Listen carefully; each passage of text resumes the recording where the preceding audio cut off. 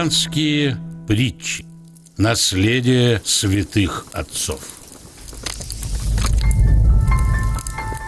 Царственный нищий.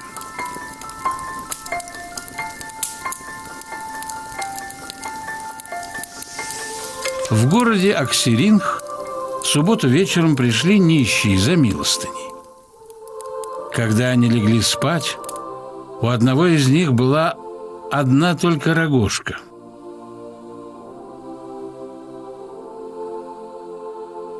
Половина ее была под ним, а другая половина над ним. Был сильный мороз, и он, дрожа от холода, стал утешать себя. «Благодарю Тебя, Господи!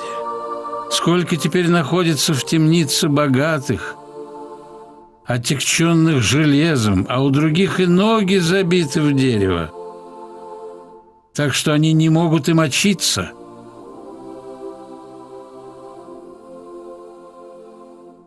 А я, как царь, могу вытянуть ноги, могу пойти, куда мне угодно».